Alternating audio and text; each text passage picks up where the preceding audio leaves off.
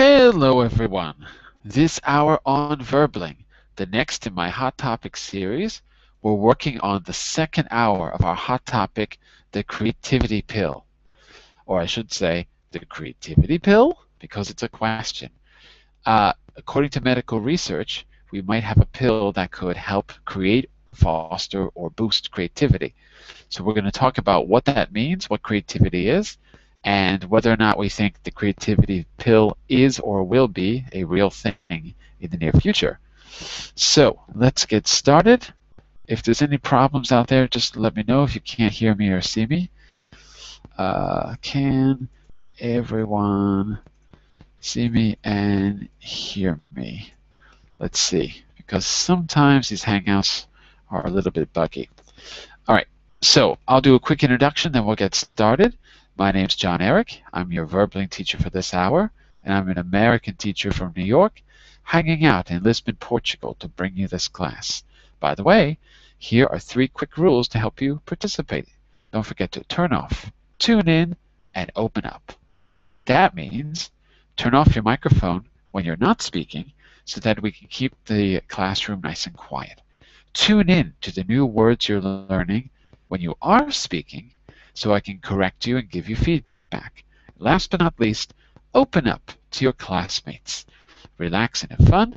We're all here to learn, and this is a safe and respectful place to practice your English.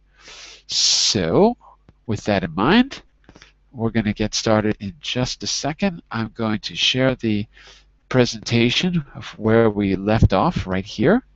You can see that on your screen now, I hope. And I'm going to start with just a brief summary of what we read if you're just joining us right now. Give me just a second and we'll get started. Okay, so Yuki, you're there? Good? Yes, I'm here. Maybe Giuseppe will join us in a second as well. Let's see. They are having a dinner. I think so, yes. I'm jealous of them. Me too. Why they have a delicious dinner? We only we poor people are starving. It's true. They could at least send us something through the chat window or something. I don't know. It is unfair. It is. All right. Well, I'm just seeing if I can. I see the problem today. The problem is that Google changed Google Drive. They have a completely different. Yes, there are recently there are many problems with Google Drive. But they updated it. Updating. It's brand new today. Oh, yeah, today? It's completely just today. So that's what the problem is. So right now I'm just trying to quickly. In my browser, Firefox, Google Drive hasn't showed properly recently. So I have used Google Chrome, but it's very works very slow.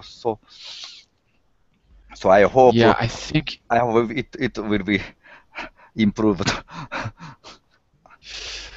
Well, let's see if this is working.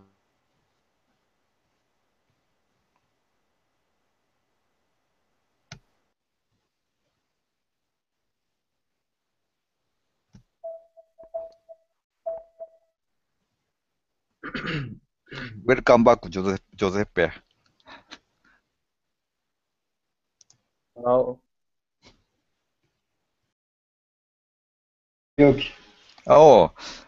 Oh, where were you? You disappeared. I get hungry. Our teacher called you in the end of class. But I wrote down a message. I'll be back because I'm starving. Sorry, maybe I missed it. We thought you had a dinner, pizza, maybe like Duo. No, actually, in an hour I will have lunch. Yes. Lunchtime. Now we have lunchtime. Yeah. Maybe time difference between us is 4 hours, 5 hours. 3 hours maybe. Yeah, I believe so. Between Moscow and Italy. Yeah. So now it's before noon there. It's where you are. It's actually is 11 o'clock? a.m. 12? Yes. 12 o'clock now. Yeah, 12 o'clock. So time difference is 2 hours. 2 hours. Yes. Oh. I guess you have a lunch. You had a lunch. Oh. Yeah, no, yes, it's around lunch time, but I haven't eaten. So I'm hungry. So I'm jealous of Duo, whose wife is cooking. Wow.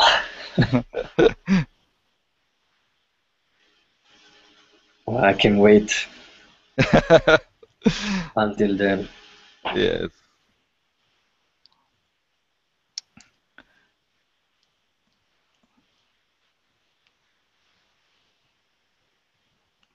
By the way, your picture is still winter, yeah? Yeah, it's still in winter.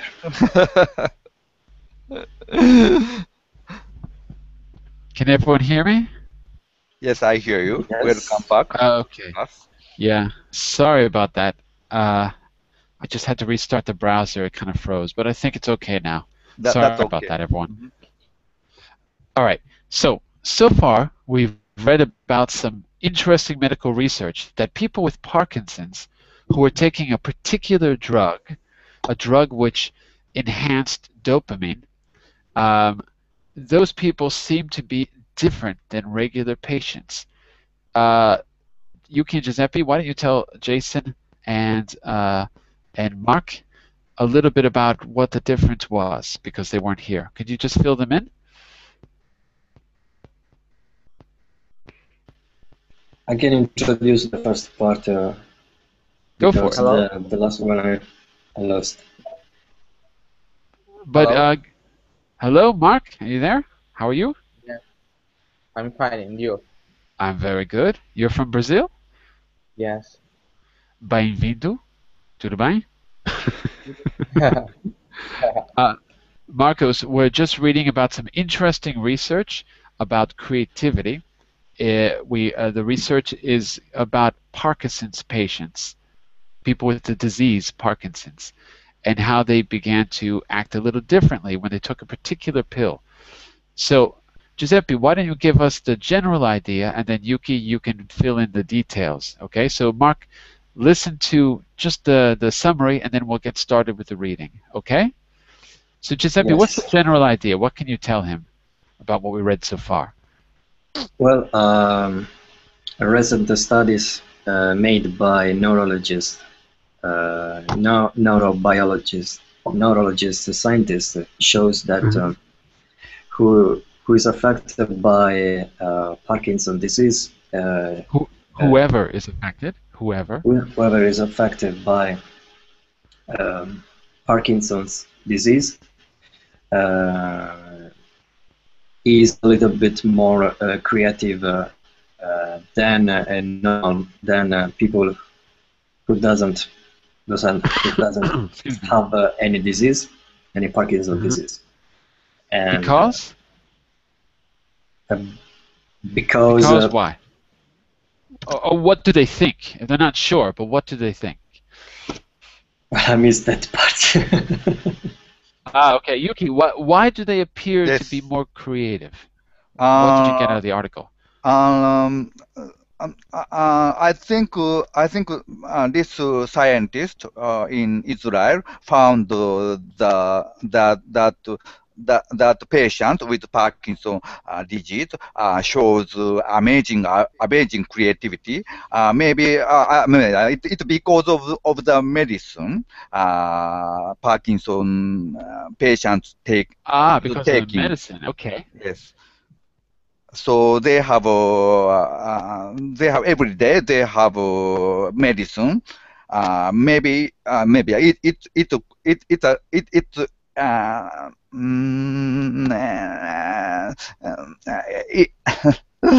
supposedly it is a cause of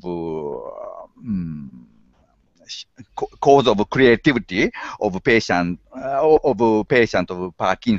Parkinson's patients.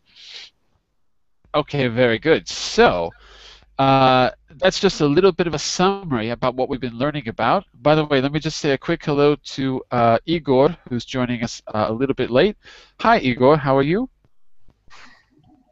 Hello. I'm fine. Thank you for asking. Very good. Where are you from, Igor? I'm from Russia, Omsk. I guessed that. I guessed you were from Russia. It's in Siberia. You're from Siberia? Yep. What's the weather like today in Siberia? It's about 30 degrees.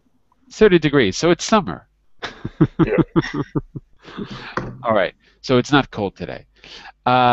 So I gave you the link. If you'd like to open the article, you can open it in the... I'm going to share it with you on screen, but if you want to open it, you can click on the link in the chat window.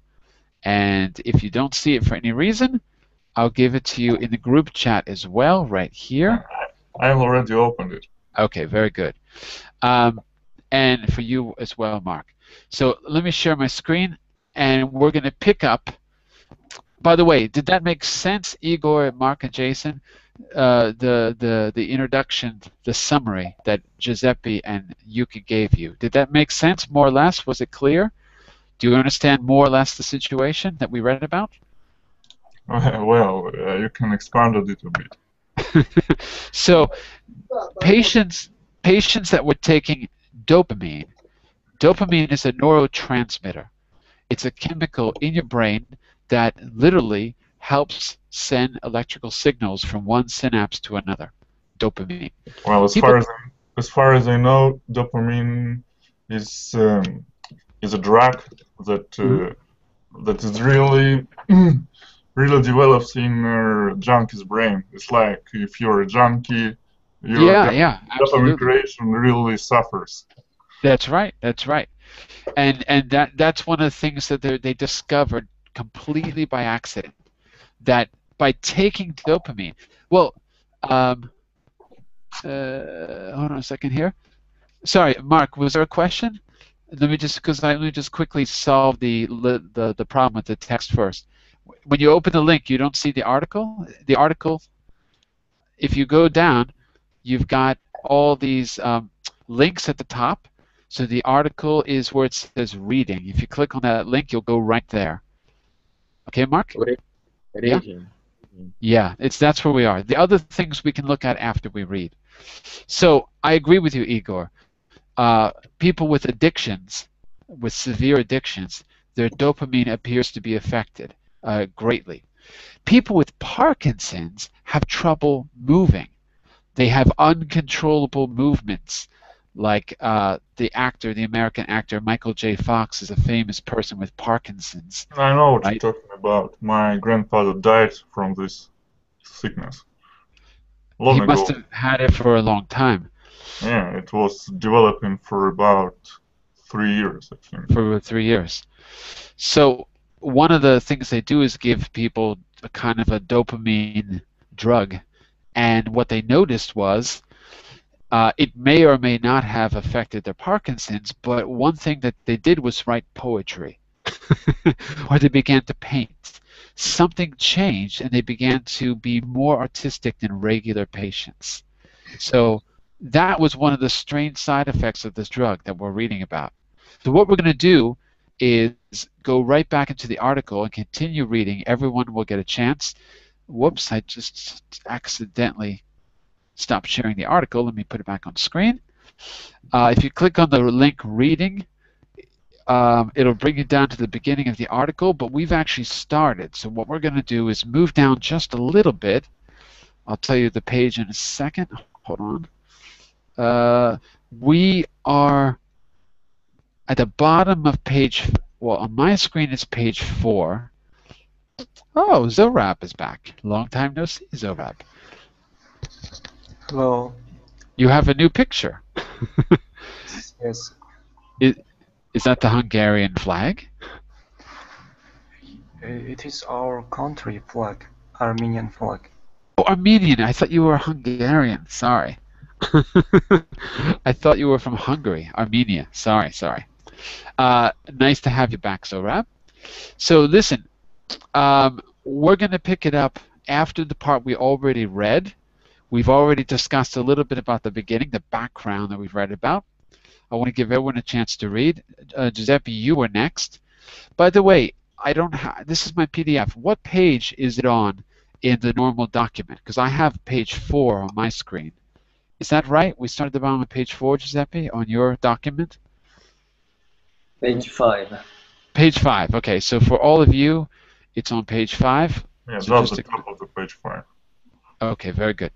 So we're going to pick it up with Giuseppe, and then Jason, and then after that Mark, and then Igor, and then Zorab. So you'll all get a chance to read, and then we'll discuss it at the very end, okay? So take the next paragraph for us, Giuseppe, please. Development of uncontrollable artistic urges has been documented in medical case studies.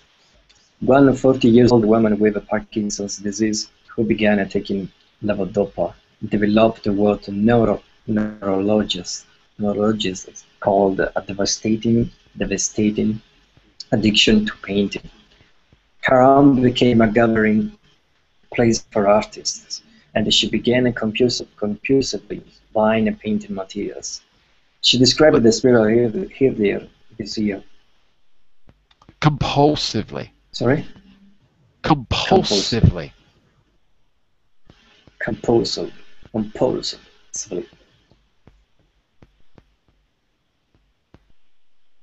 Keep going.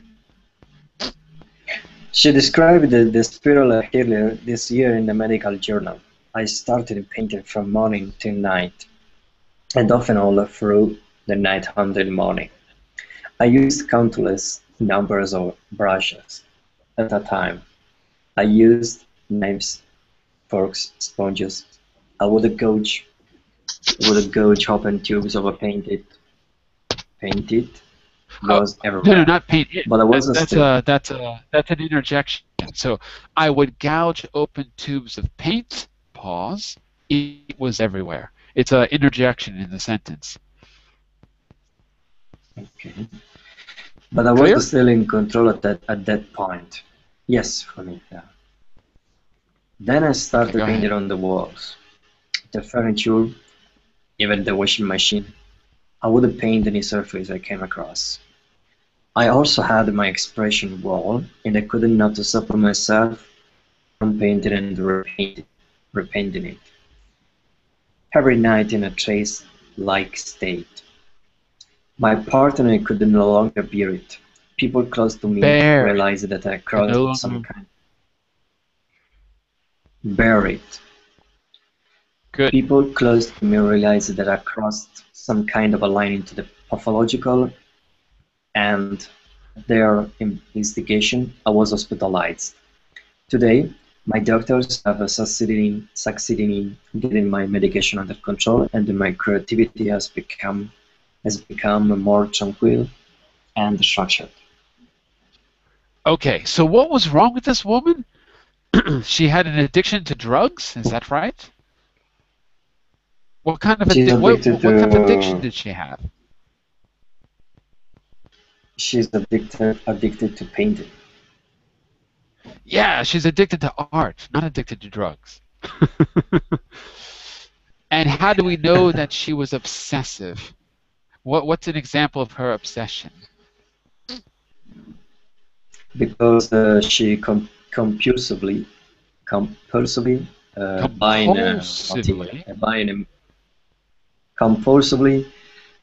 painting materials. Not just buying, but painting everywhere. Painting on the furniture. Not just painting on canvases, but painting on everyday objects. And compulsively using too many brushes, ripping over paint. So she showed behavior which seemed to be abnormal in some way. So, how did she get it under control? Is that clear in the paragraph? How did she get her compulsion under control?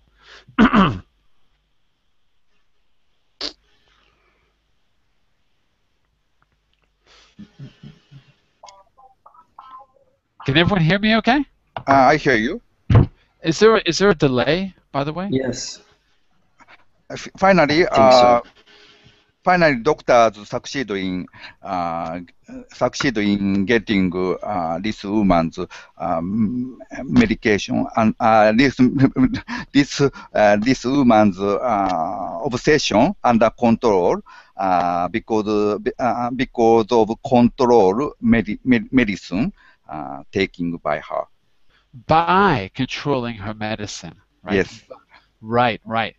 So this is just one of those examples of this drug, levodopa, which is an artificial dopamine drug. If they give you too much, you seem to exhibit this obsessive artistic output. So that's one of the things that helped in the study to understand what the connection was between dopamine and this kind of behavior. But it raises a question. Is this artistic behavior or is this something else? Is this obsession? We don't know how good her painting is. We should take a look. Something unusual taking place in the brain Absolutely. when we are taking medicine. Absolutely. Something's going on. Okay, Jason, why don't you pick it up from this paragraph in the blue? Yes.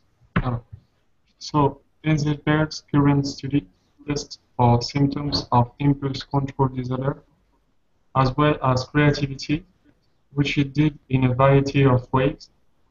Variety, 3 syllables. Variety, 4 syllables. Sorry, variety. Variety. Good. Of ways. One exam asked people to mention as many different words beginning with a certain letter and in a certain category as possible. In a remote association test, people were given 3 words and had to name a 4th. Another test required interpretation of abstract image and assess imaginative answers to questions like... Wait. Images? Images, 3 syllables. Images. Images. And imaginative. Imaginative. Imaginative. Right, so image has a different sound with the letter A than imaginative. Image, imaginative. Image, imaginative. Clear? Yeah. Okay, good. Keep going. What can you do? What can you do with standards? Subjects were also asked to interpret novel metaphors. In the end, there was no relationship between the creativity Engelberg has been noticing and any degree of competitive behavior. Okay, so is that clear? She tried to test. It seemed like the artistic behavior was very obsessive, so she tried to test for it. And Jason, what was the result of the test? Was there any connection between obsession and artistic behavior for her? Based on what you read, does there seem to be a connection? Engelberg tried to test the imagination of the student. Of the not student, of the patient. Of the patient, right. But it turned out the patient was not more creative than in the past, and they had no compulsive behavior. Mm-hmm. Well, it doesn't. It's true. It was not necessarily more compulsive behavior. That's true. Whether or not they were more creative is another story. I'm not sure it really says that. It just says that they tested for symptoms of impulse control disorder here at the top, and did it in a variety of ways, and they didn't find that there was more compulsive behavior. They may have been more creative, though. They may have been. They just said there was no real relationship between the two. So this is the main point of the article we're starting to get to. whether or not obsession is the driver of creativity. It seems to suggest that it's not, that these are two different processes in the brain. Let's find out a little bit more. If there's any questions, just ask, by the way. Mark, you're going to take the next two short paragraphs, starting with the patients, okay? Are you ready? Yep. Are you ready, Mark? Okay.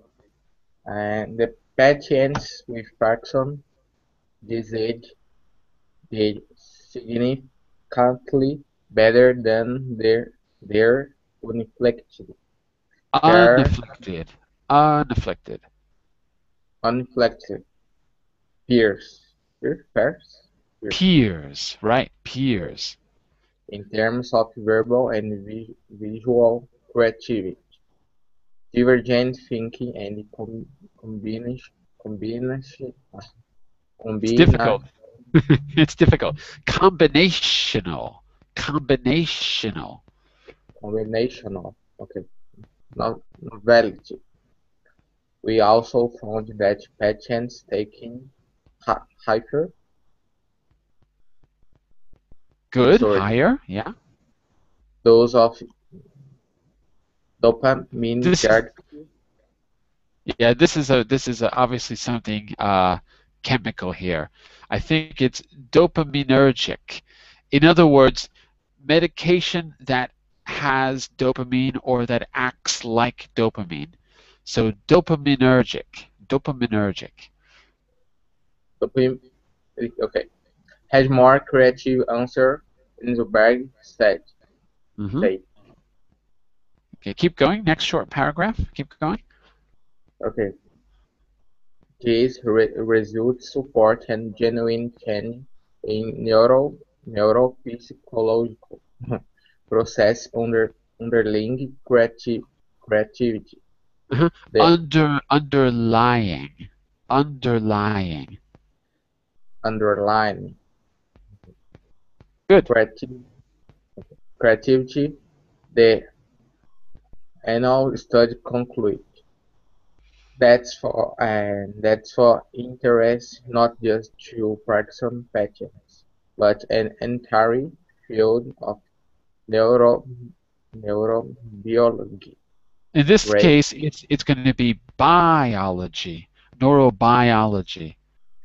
Biology. Right. Grasping at an understanding of the chemical process that the soul. That fuel the soul desired.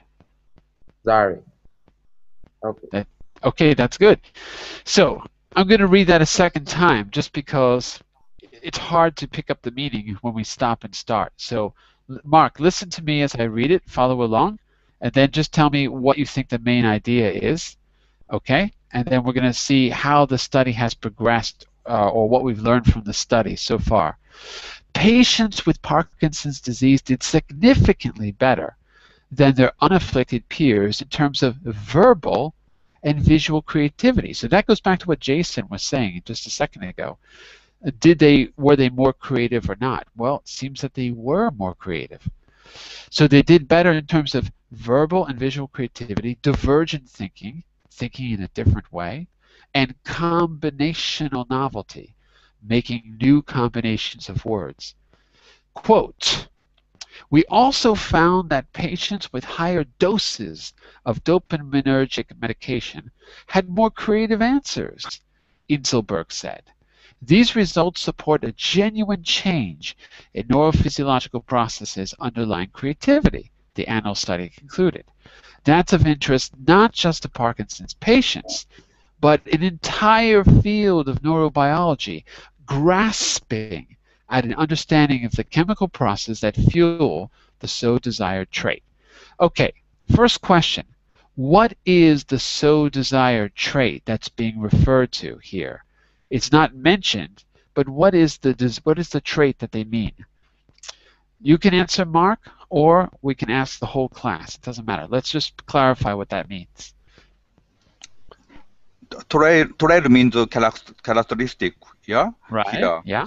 So I think here trail means the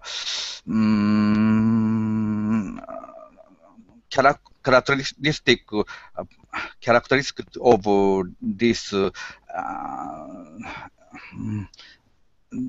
this phenomenon. So Right.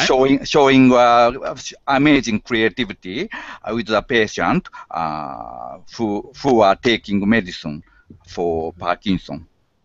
Yeah, that's it. That's it. And Igor, that's what you were saying too, right?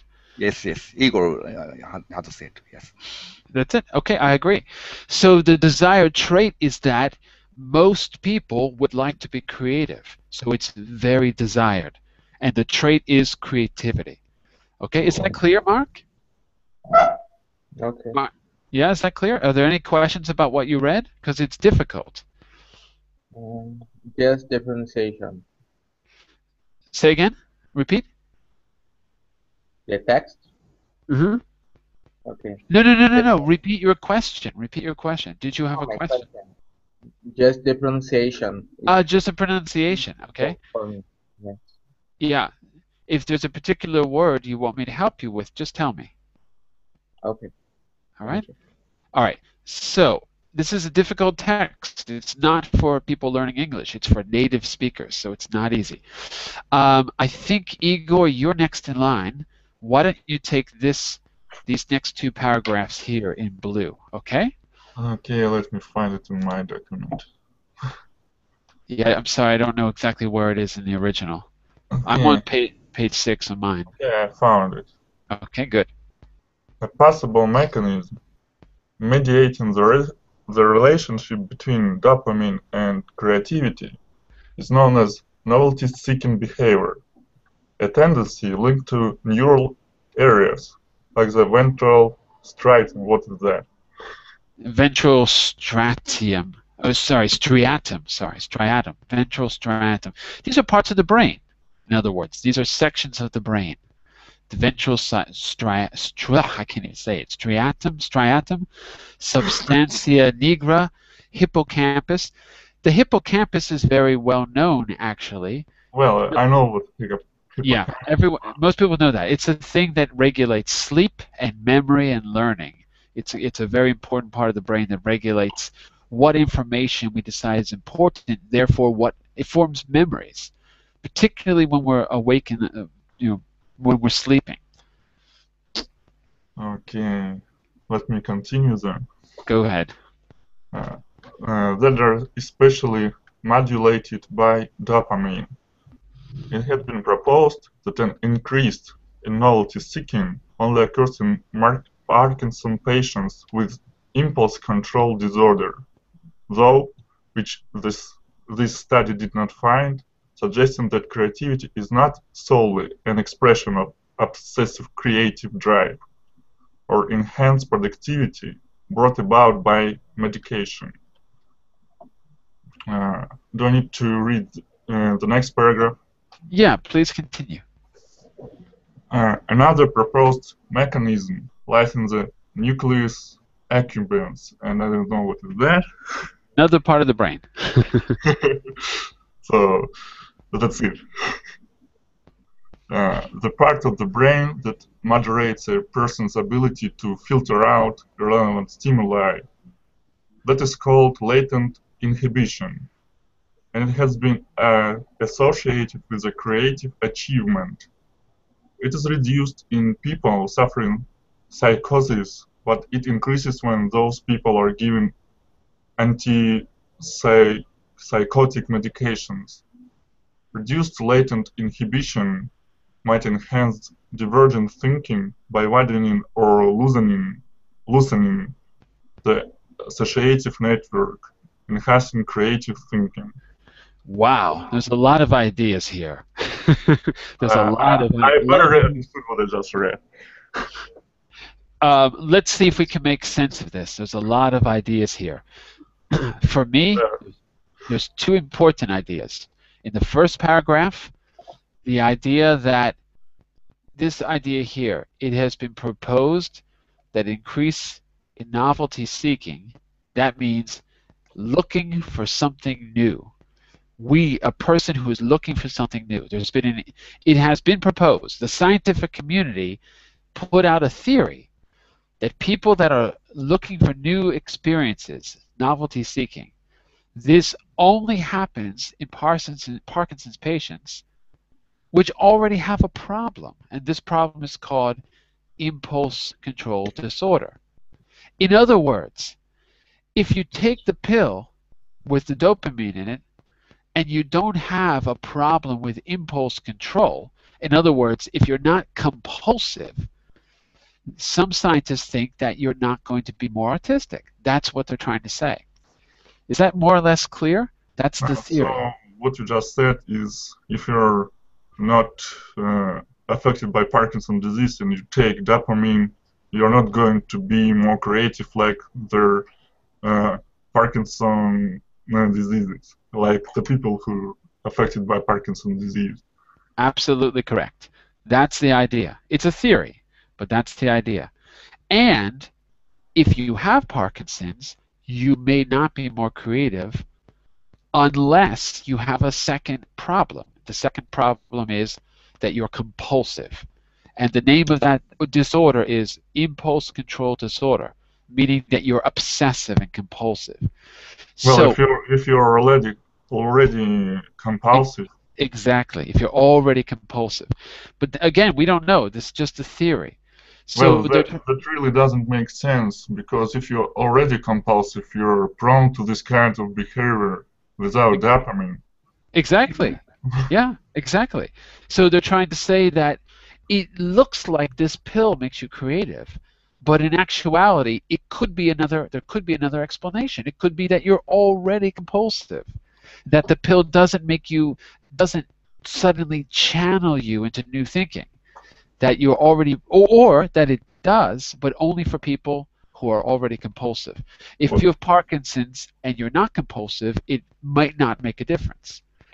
So well, that's, you know, these two paragraphs sound like the scientists wanted to create a safe field, some kind of safe field. It's like if their research is not really correct, they can then relate to these two paragraphs and say that it mostly depends on their person traits, the person's character. So it might not happen in every person. I agree, yeah. That's exactly what they're doing. In other words, and it could be for any reason. It could be because they don't want to suggest that there's a creativity pill, or it could also be that they don't want to be biased. They don't want to get excited about a big medical finding and then find out that there's another reason for it. So I agree. Yeah, I agree. Can I ask, where did you get this text? I got this in Google News last night. So that's Google News. When I opened Google News, this was the first article that I saw last night, and it was really interesting. I have a real research, not an article like. Yeah. There's a link to it at the top. Yeah, there's a link where it says this study in the first paragraph. You can actually read the original article. I think it's a very interesting article. By other words, by studying this phenomenon, we have possibility to create a new medicine to improve creativity of our. Very possible, yeah, very possible. And there is the other side of the coin. Positively, if they can, sorry, go ahead. I didn't mean to interrupt you. No, it's that's good. That's okay. Zorab, I want to give you a chance to read too. Are you there, Zorab? Yes, I'm here. Fantastic. I want you to pick up on the next paragraph, and then that will probably be the end of it. So pick it up there where Inselberg is talking about the other side of the coin. Okay, Zorab? Okay. It is actually the other side of the coin. Inselberg said that when people are psychotic, they think faster and might have less inhibition about extravagant ideas. Extravagant. Repeat, extravagant. Extravagant. ideas. Good. Vicente van Gogh had psychotic spells, she noted, during which he painted masterpieces. Ernest Hemingway and Virginia Woolf, among other great writers, seem to have had bipolar disorder, which is now treated with medication that blocks dopamine. Okay, very good. So the other side of the coin is what related to the last thing that we just read about, which is that latent inhibition, that means that you are freed up from the feeling or the need to control yourself. One of the things that may produce the artistic effect is that suddenly you don't feel the need to control yourself, control your thinking. I think what they're saying here is that latent inhibition is the other side of the coin. People who are psychotic, they tend to think, maybe I made a mistake here, hold on a second. It increases when people are given antipsychotic medications. Reduced latent inhibition might enhance divergent thinking by widening. Reduced latent inhibition. It's a little bit confusing, actually. So what is the other side of the coin? So we've got the other side of the coin that people who are psychotic think faster and have less inhibition. Therefore, psychotic people like Vincent van Gogh, who had psychotic episodes, was able to do prolific painting, right? So that's the other side of the coin. What was the first side of the coin? Is that clear? It's a little bit confusing the way it's written. Is that part clear? This phrase is more popular in our country because when we say this phrase, it is means that there is a lot of action or things that simple human couldn't see and do it. It is only can do unique persons who have talent, who have extraordinary. Normal people wouldn't be able to do these things. Is that what you're saying? Only certain people have this ability. Extraordinary skills. That they have extraordinary skills that can see other side of the coin. Okay. So the ability to see something new, in other words. That when we say other side of the loon, because it's same phrases when we say other side of loon. Of the what? Of the moon? M-O-O-N? Loom. Loom? Yes. What do you mean by loom? Loom is where you create like textiles, where you create on a loom. Loom. Why don't you write it in the chat window? Because it sounds like you're saying loom like this. L-O-O-M. It is Arbanyak our Earth. Like this. Look in the chat window. Do you mean loom? L-L-L-O-O-M? Like that? No. L-O-N-E. L-O-N-E. Loan. L-O-N-E. Loan. Is that what you mean? Maybe I have a mistake. Okay. I want to say it is Arbanyak of our Earth. Well, the problem is lone is like when you're alone. You're not with other people. If you say lone, to do it alone. So if that's what you mean. Well, let's do this. the rest of the article is really just about details. Actually, that's really the end of the article. There's just one little part here where it says, you know, what happens if a normal person takes the medication, and the doctor says, I wouldn't recommend it. It doesn't. We don't know if it's going to work, and it's basically the end of the article. But at the bottom, I've got these discussion questions. So I'd like to spend the rest of the class just talking about the issues that we think this raises. So in the very, very beginning of the class, in the last hour, I asked, what is creativity? I asked what creativity was, actually. And we got two ideas, two clear ideas. One, that it's applying something new to something that already existed, and the other idea was that it's really inventing something that never existed before. Oh, other side of the moon. I understand now, Zarab.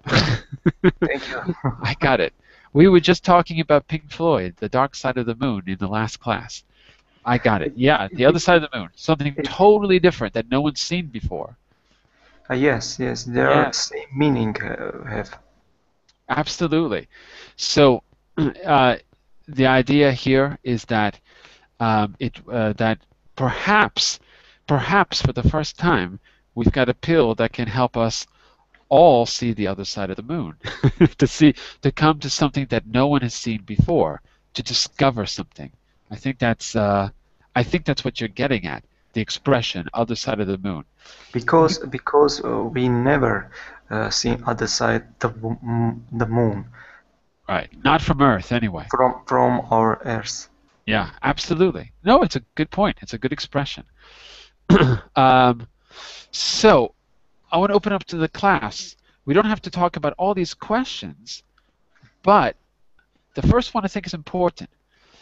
I want to ask you again what creativity is. Now that you've read the article, after the article, has your opinion changed in any way about what creativity is? Because the doctor, the researcher, gave a definition of creativity. It was kind of interesting. I don't know if you remember. Let me see if I just go back to the very beginning of the article quickly. Very, very, very, very beginning. She gave a definition of creativity, which is kind of interesting because it's hard to define. But she said, let me see if I can find it. Look here. It's this part here. Okay, she has this published article in the Annals of Neurology. She observed whether creativity, which she defines as a combination of originality, flexibility, inclination to combine novel and practical ideas. So she gives a pretty clear definition.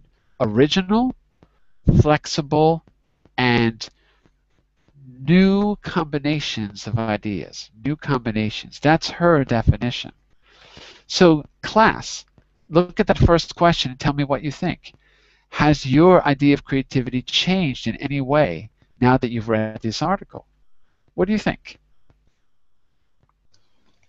My idea about creativity hasn't changed after the reading article, but only now I know that it is we have found another way to reach to showing creativity.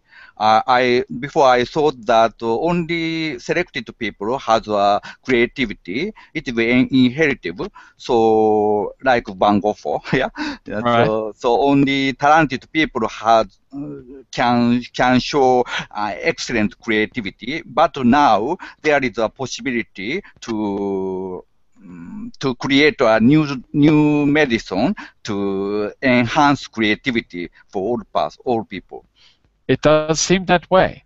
That's what the implications are. And more important than that is that we now possibly know what creativity is in a biological sense.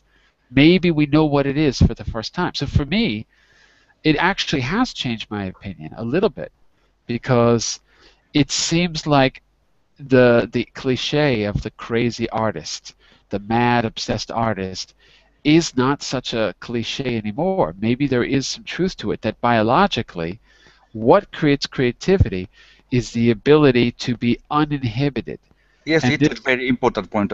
Now we are about to make clear the mechanism of creativity, the structure of our brain. it seems that way, that maybe we figured it out. Yes. I just wanted to ask Giuseppe, are you a creative person? Now that you know what creativity is, are you a creative person? No, not much. Is that a bad thing, or are you okay with it? Well, I'm looking for improving my creativity is in a different way. I mean, not for creativity in this case. I didn't mean to say creativity like artists, Right. but for me, creativity is the way to figure out the way to how to figure out about problems. That's what Zorab was saying. You have to see the other side of the moon.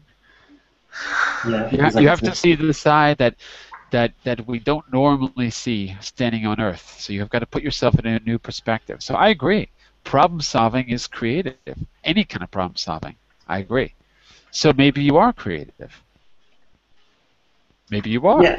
Yeah, and working on and I'm focused on this sort of creativity because it's a part of my job anyway, part of my future. I mean, but it's but also it's part of the everyday life, I guess, because every day you face changes, Mm-hmm. and then you have to be creative. You have to be creative, right? And I just want to add my definition about what is creativity. I agree. Once I read it so far this article, I agree with you because it changed my view of my point of view regarding creativity. Good. How so? Because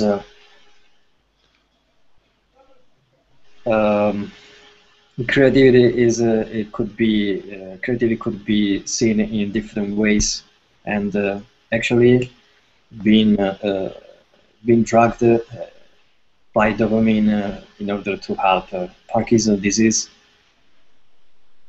has created has affected has affected Parkinson's patients Mm-hmm. to show his creativity as well. I don't know if you got my meaning. Not completely. I didn't quite.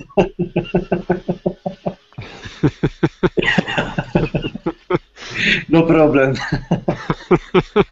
But because you lost me there, because I was saying I understand what you're saying about that that the Parkinson's patients, it's unexpected what happened to them, right?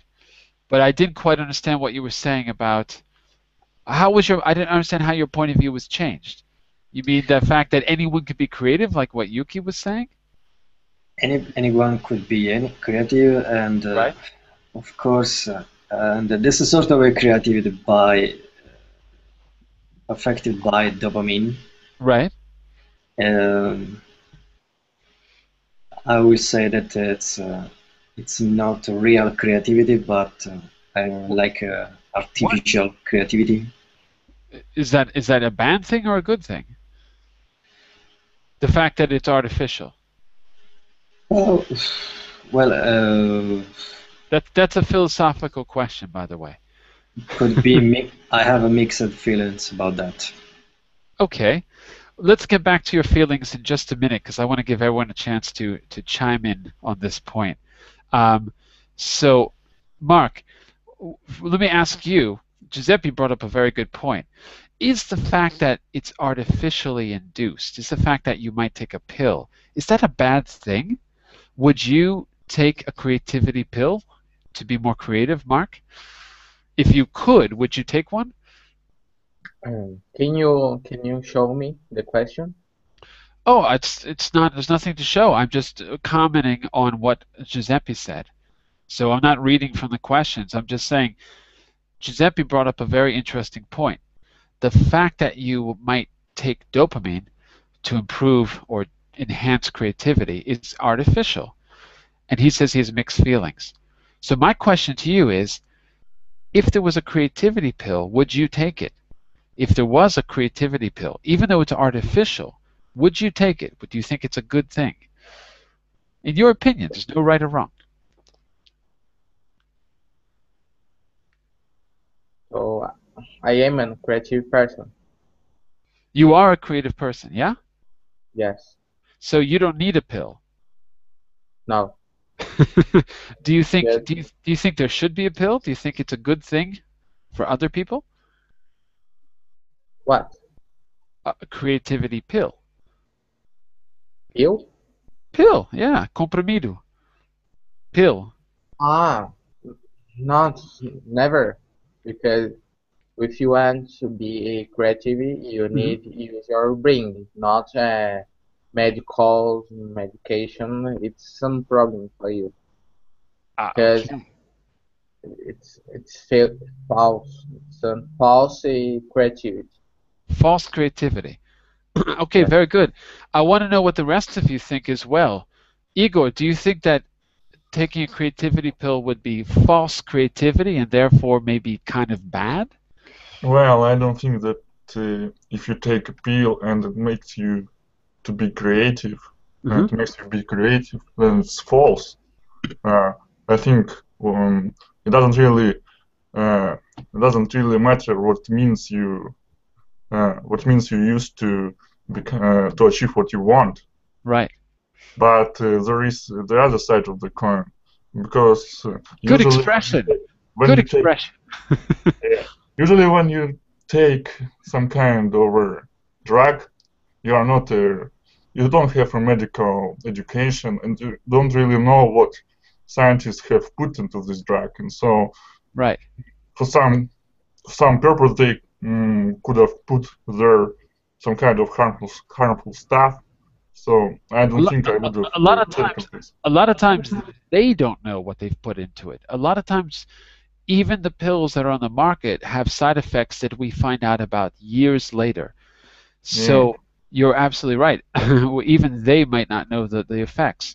For example, if you're going bald, like I am, and you take Rogaine or whatever to stimulate hair growth, that was originally a medication to try to prevent heart attacks, if I remember right. It was a heart medication. They noticed that people that took this heart medication got hairy.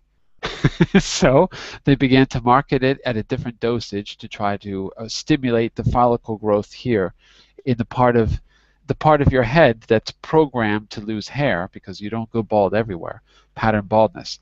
So you never know what side effects are going to be there. A lot of times they themselves don't know. So good point.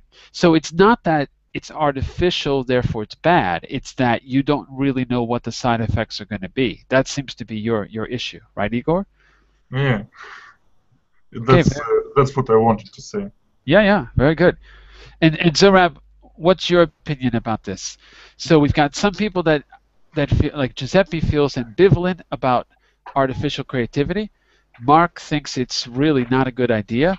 Igor thinks it's a good idea, but doesn't like the aspect of the chemical part. We don't really know what the side effects will be. What do you think?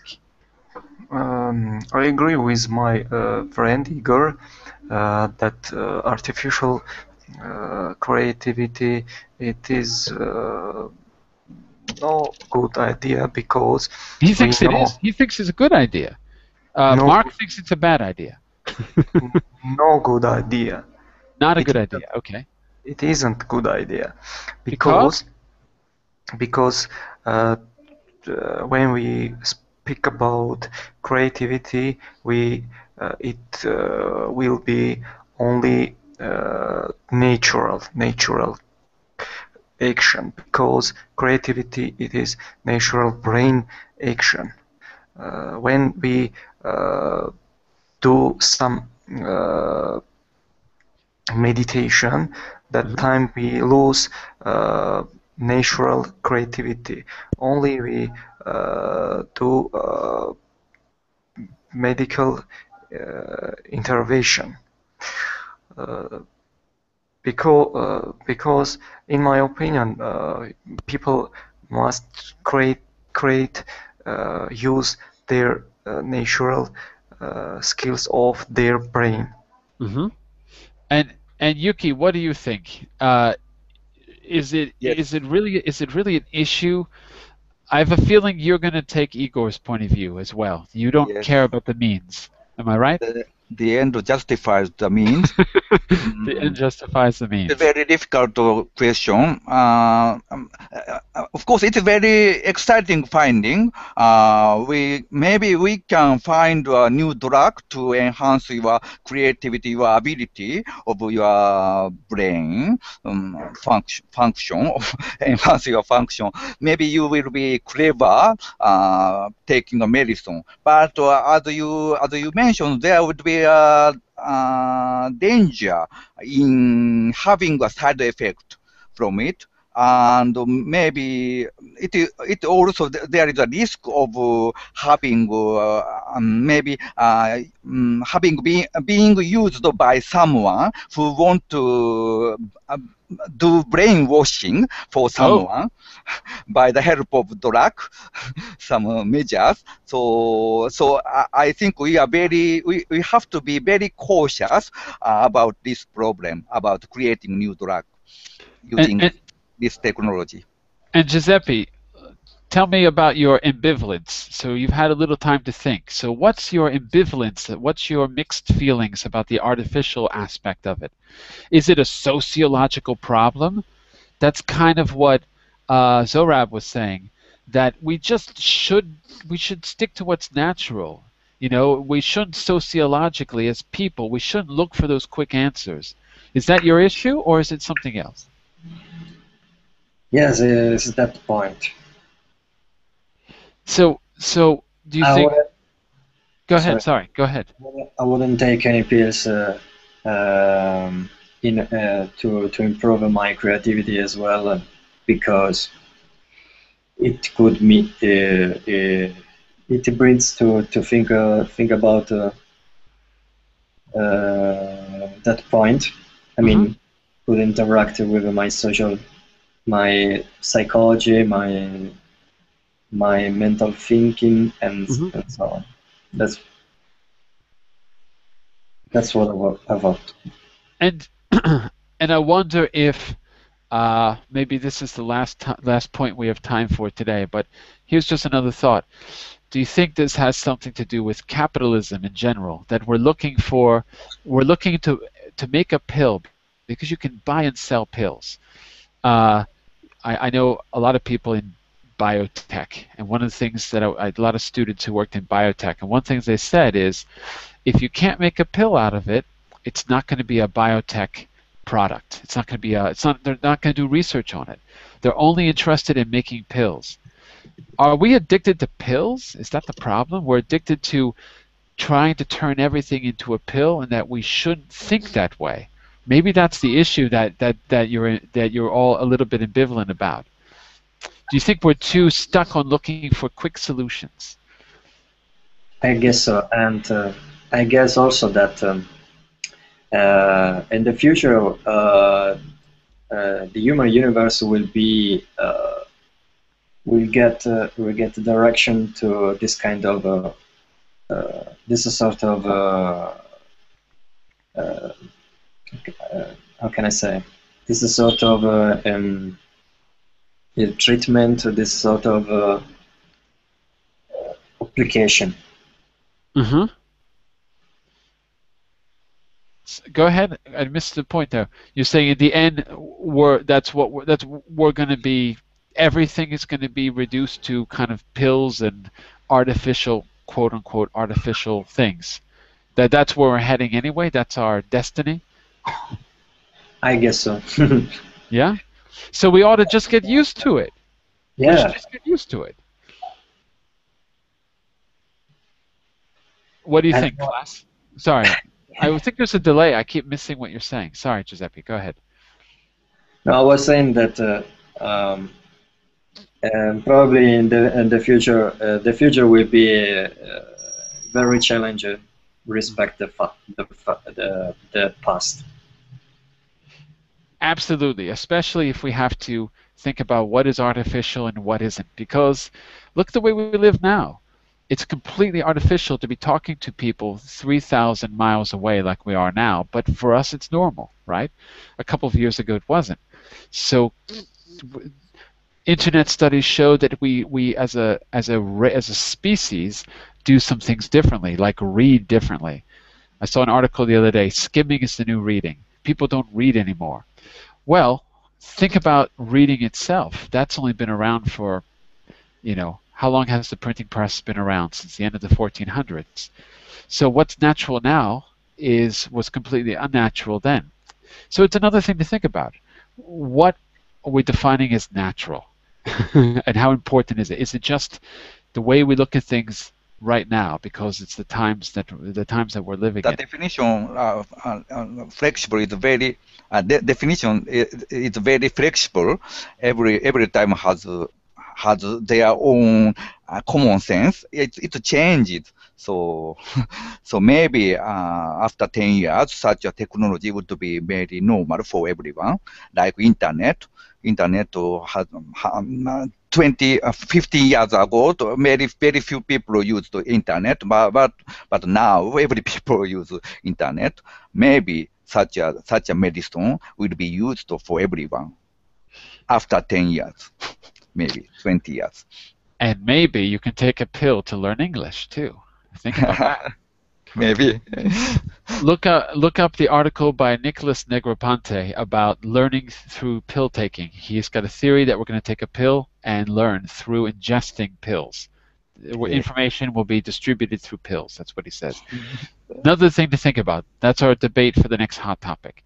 All right, we've got to stop now. We're a little bit over time. Thanks for joining us.